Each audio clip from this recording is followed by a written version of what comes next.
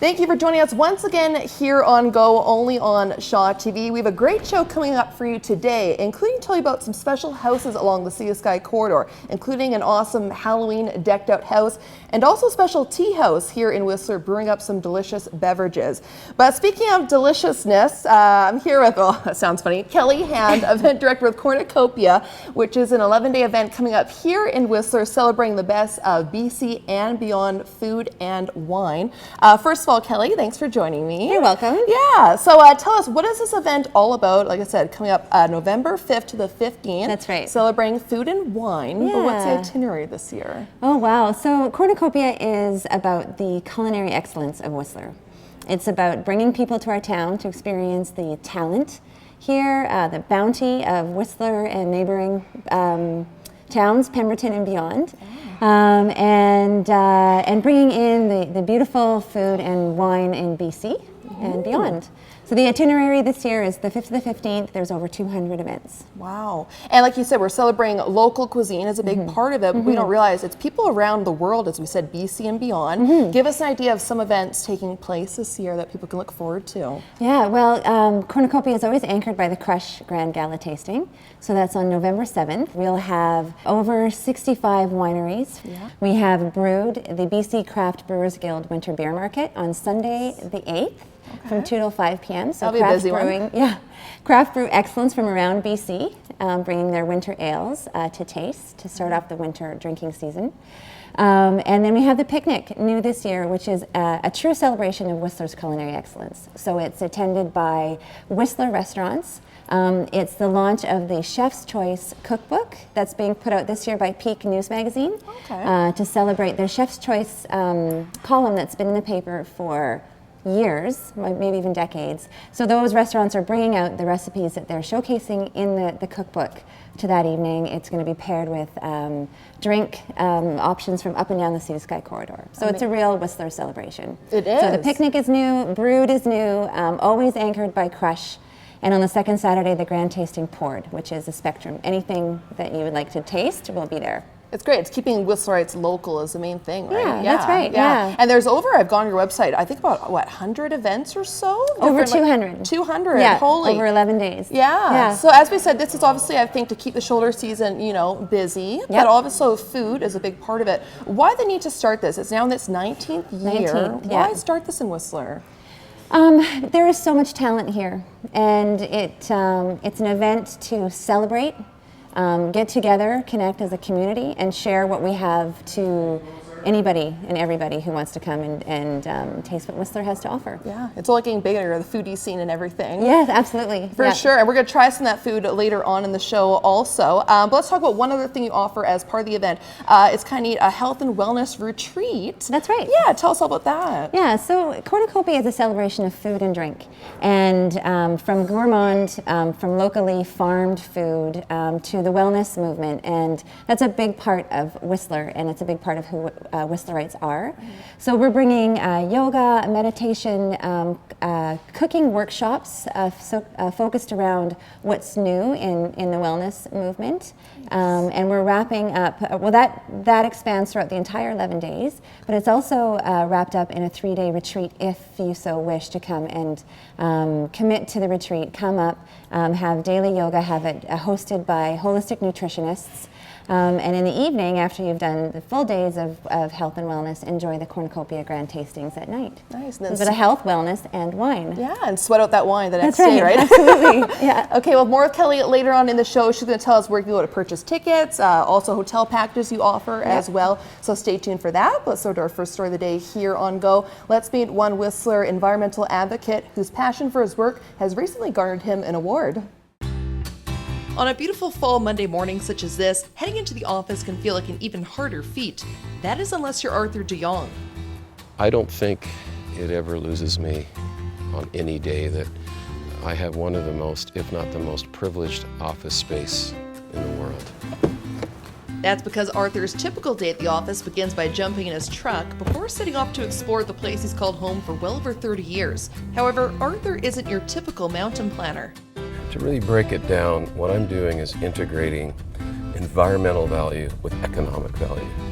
On a day-to-day basis, I spend a lot of time out on our landforms. I really like to get out of the truck. You have to have your feet on the ground and understand the ecosystems. As also Whistler Blackcomb's environmental resource manager, this man's focus is just as much on finding ways to reduce the resort's carbon footprint as it is to increase economic growth. Our goal ultimately is to become the first large tourism operator with a zero operating footprint. As part of this, Arthur spends most of his days exploring and studying the area's creeks, forests, and meadows on a daily basis to come up with innovative ways on how these natural resources can help create cleaner systems for the resort. With the Outdoorsman today checking up on the Symphony Express chairlift, one of Whistler Blackcomb's proudest sustainability projects built in collaboration with professional foresters, biologists, water specialists, and more in 2006. We built an experience inside an ecosystem as opposed to changing it. We just removed enough trees to be able to sneak one groomer width through, as opposed to on the Seventh Heaven side, the runs are 50, 60 meters wide. In total, the team only cleared 5% of the area's trees as opposed to the standard 40%. In 2008, Whistler Blackcomb was awarded 2 levels of recognition by the UN for the project, inspiring this environmental advocate to do even more. Global tourism represents about 8-9% of the global economy. If we can inspire that entire sector, then we're really going to be a positive influencer. As part of this, the resort also built a micro hydro system in Fitzsimmons Creek that produces enough power to match what the resort uses in a year. This past summer, Arthur was one of 50 Canadians handed the Clean 50 Award, celebrating his achievement in helping the resort cut down on 70% of its emissions since 2000. As always, this industry leader remains humble. The only reason why I'm being recognized is because of the great team that I'm surrounded by within Whistler Blackcomb and this community, which I so love. For Arthur, the true payoff is being able to work in such a tranquil setting while at the same time help making the world a greener place. However, with climate change remaining a global threat, there's always more that can be done. And if there's any town to rise to the challenge, it's Whistler. We have the capacity, we have the community behind us, we have the intellectual capacity, we have the financial means. I think this is what we need to be doing. It is our role.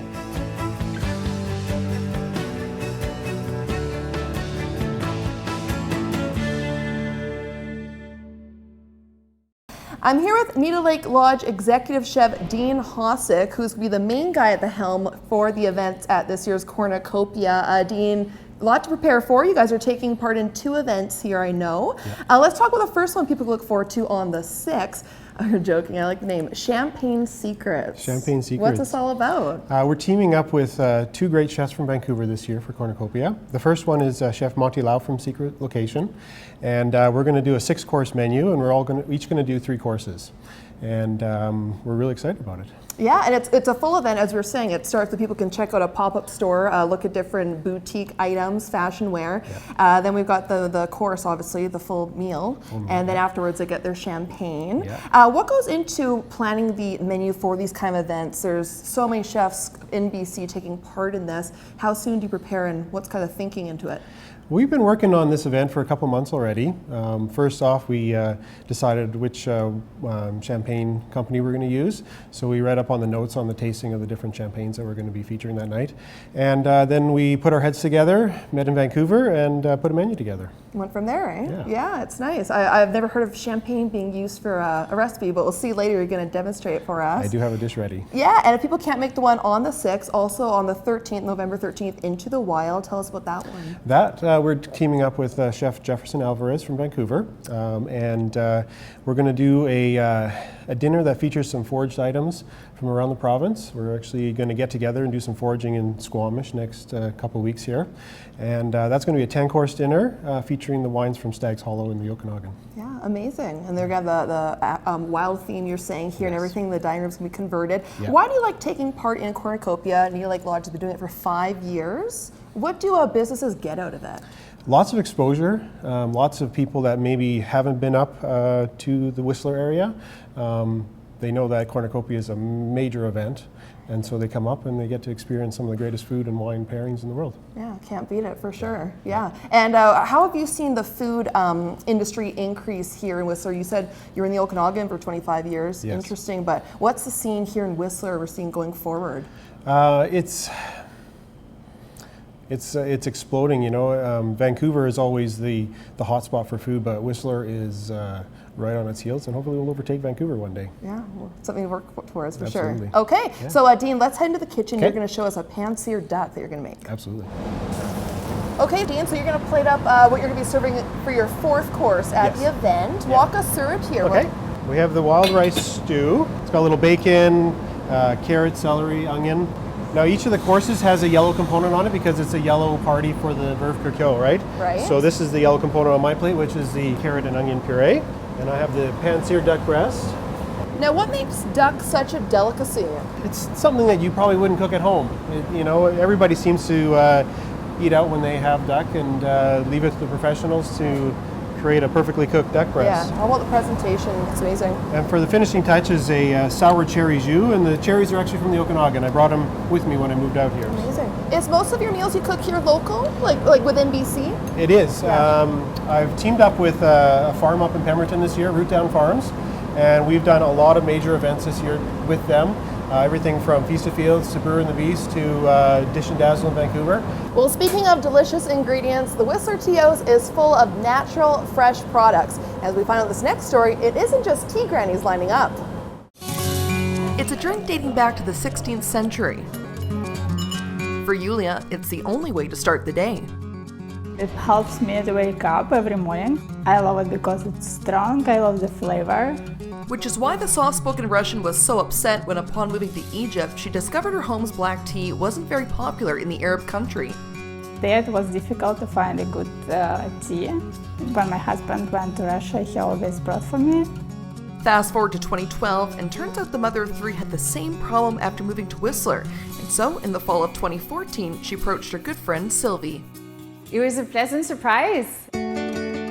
Traveling the world as a diving instructor for a number of years, turns out this free spirit had her fair share of tea knowledge.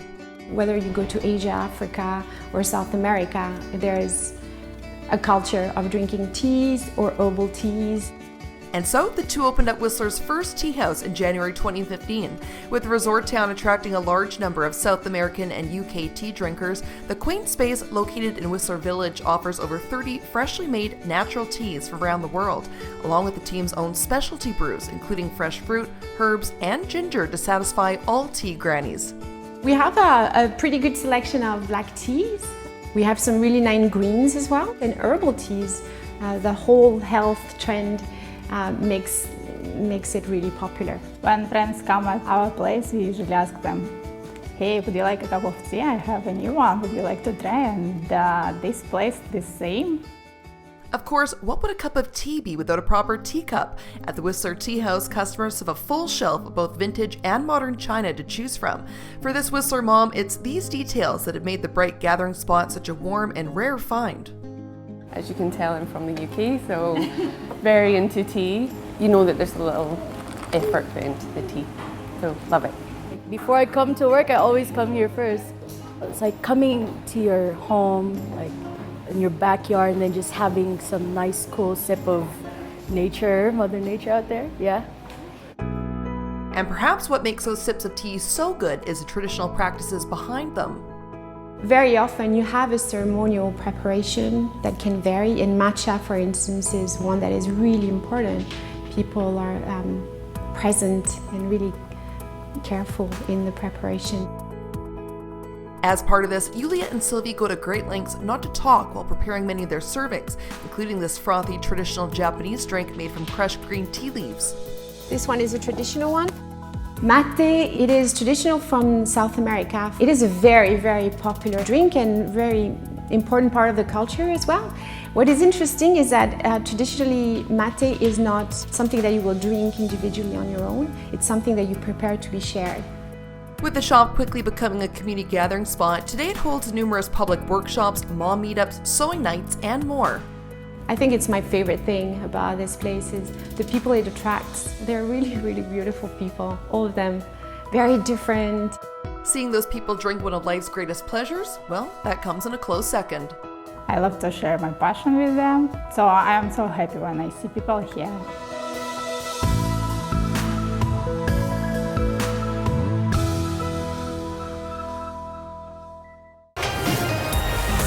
after the break. I wanted to understand why those people flee and then what motivates some to be so accepting. Meet a Whistler writer bringing a new light to the Greek refugee crisis.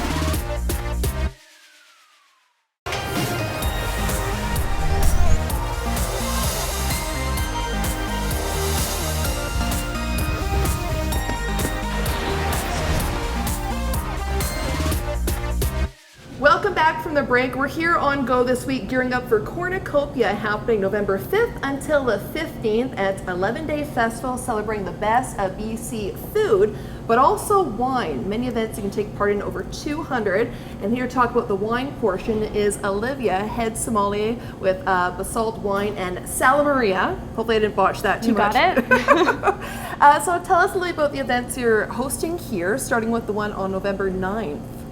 So 2 events that we're doing for the week of Cornucopia. The first one is called Fairview From Here, which features Fairview Cellars Winery in Oliver. That'll be a semi-formal, it'll be a 4-course dinner featuring sort of appetizers to start, probably a little bit of lamb for the main course because they do have some full-bodied reds that they produce, and then a little surprise dessert wine.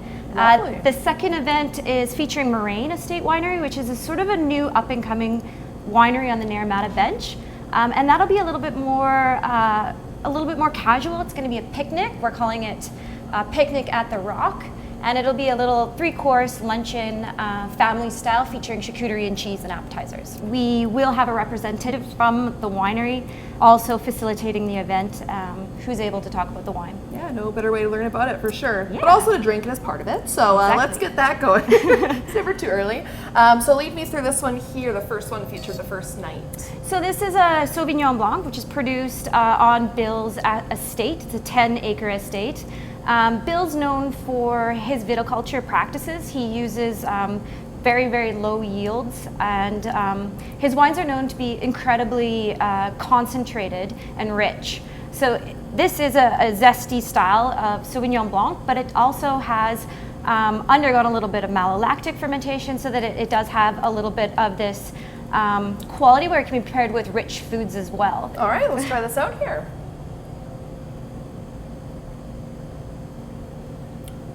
That is nice and rich. A little bit of a sweetness. Yep, Yeah, that's definitely. lovely. That could be with a meal or on its own. Yeah, perfect little wine with cheese or with any of our meats as well. It's high acid, so it just cuts right through fat. Yeah, that's great. That's Yeah. awesome. And let's try the red one here. It's a classic for winter time, I'd say. Yeah, so Moraine is really amazing. It's their Pinot Noir, which is I think probably their flagship wine. The winemaker, she's originally from New Zealand, but she's worked all over France as well. So she has an affiliation basically with Pinot Noir.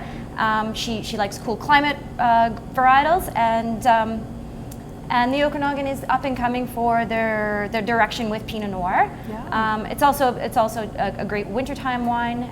Pairs beautifully with duck. Pairs beautifully with salmon, which we have on our menu as well. Well, that's nice. Again, Yeah. nice and light, you know? Exactly. Yeah, perfect for red. Well, Yeah. that's lovely. It's interesting. You go through phases of red, white, but it's nice people can hear they can mix up the two. Let's talk about your actual wine bar here. You just opened up 3 months ago. Yeah. Yeah, and you're obviously taking part in this year's festival. But we've seen the craft beer scene really picking up here in Whistler. Yeah. But here in when it comes to wine, how big are we getting also? Well, I think Whistler's always been a special, demographic for wine. It's an international hub. It's where everybody in the world comes. They're all on vacation. They're all in a good mood. It's this beautiful environment. And, the first thing that you really think about when you come to Whistler is sitting down and I think popping a champagne Nice cork bottle. and enjoying. For sure. So I feel like Whistler, as far as the size of the town and,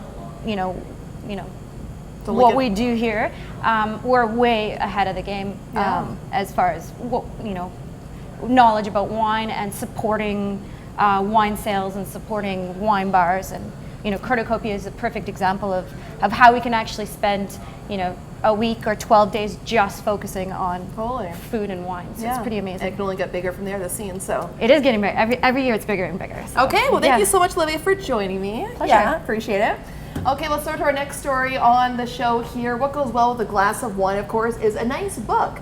In this next story, we meet a Whistler author whose love of Greece goes beyond white sandy beaches. All it takes is a quick look around Stella Harvey's home, and it's obvious this Whistlerite loves Greece. This is an artifact that I bought in Greece, and the owl for Greeks means wisdom. I got this eye probably 3 years ago. The Greeks are always superstitious and worried about somebody giving them the evil eye. So the eye is there to protect, and it's all over this house. And while the country's signature crystal blue water and sandy beaches are what lure visitors, it's these images showing Greece's current economic crisis, coupled with its struggles of taking over 400,000 Syrian and other refugees this year alone, that's keeping some away. But not Stella Harvey. I was in Greece in 2012. We were living very close to a Roma camp. They're living in camps, on top of each other. There's no running water, sewage. Hospitality is something that is ingrained in the Greek culture. I was surprised by it. Like, where had all the hospitality gone? And so the former social worker, who happens to be part Greek, traveled to the troubled country twice this past year, visiting 2 Roma camps north of Athens and in Corinth, along with Greece's largest detention center, to try and answer those questions. I wanted to understand why those people flee, and then what motivates some to be so accepting and others to turn away. To talk to people on the street, it feels like you're immersed in that culture. I would go back and try to relate that to what I'd already written. 400 pages later, you've got a book. Stella's second published novel, The Brink of Freedom, follows 2 different families who have escaped their countries and the people on the other side fighting to help them. For this writer, meeting the people already alive in these pages was motivation to keep going. When I was at the detention center, one of the captains, his disposition, the way he spoke about the people he was helping, and he talked about that as opposed to talking about, imprisoning people. And he talked about how he felt he was making a difference in their lives, which is really consistent with this particular character in my book. Those hundreds of interviews with detention officials, camp workers, and everyday folks working hard to bring order and improve conditions to the struggling country, beginning to reinforce what this world traveler has always known. There is a minority group that this crisis, the dual crisis of both the economy and the refugee crisis, has given them a reason to hate. That the majority are what I always believed Greeks to be, as hospitable, open, friendly. For Stella, who has now traveled to Greece well over a dozen times, this is only the beginning in her own fight to reveal the truth and hidden beauty of her home country's people. With partial proceeds of her book going towards Red Cross refugee services, this author may live in Whistler, but a large part of her heart and focus remains an ocean away. I never want to forget that this is a very small place in comparison to what other people are experiencing in the world. There's a lot of headlines out there, but you don't have the names, the faces. Fiction tells a story in a way that stays with a person.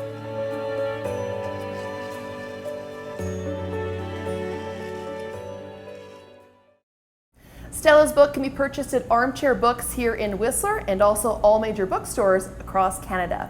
Okay, well, while I enjoy my glass of Sauvignon Blanc, let's go from Greece to goblins. With Halloween coming up very shortly, let's head on down to Squamish, where one couple's decked out house remains talk the town.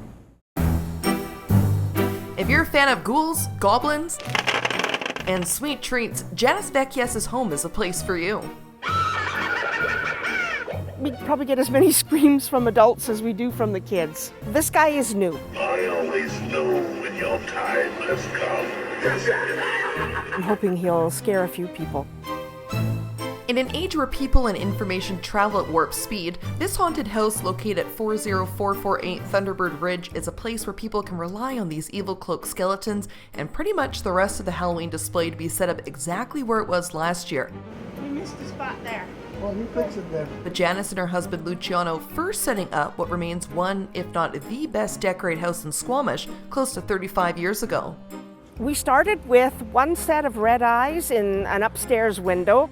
The reaction from the kids was just so fantastic. It was like, oh, I want to do more.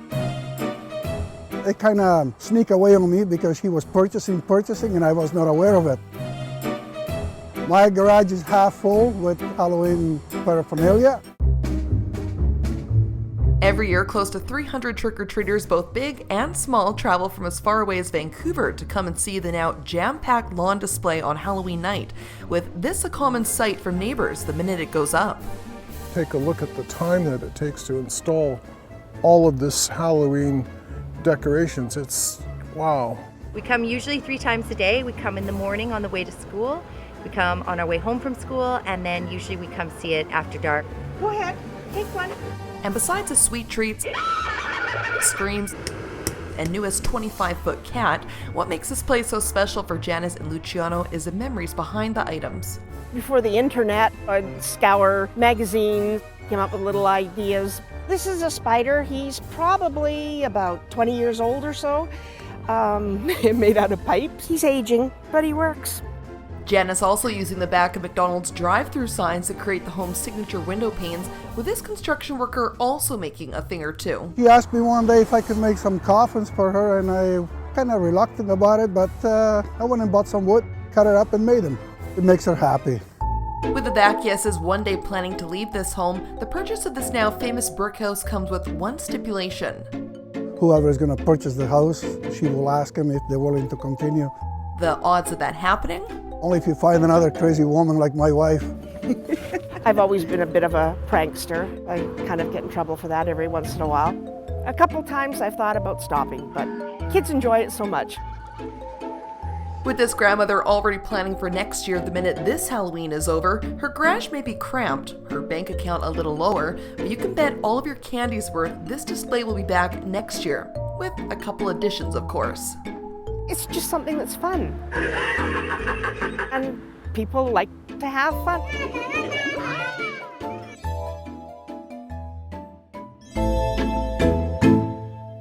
Kind of a random fact, but did you know Halloween originates from a tradition called Samhain, where Celtic people would put out treats to ward off evil spirits at the end of the calendar year? Did you know that, Kelly? I did not know that. So random. The more you know, for Don't tell sure. my kids.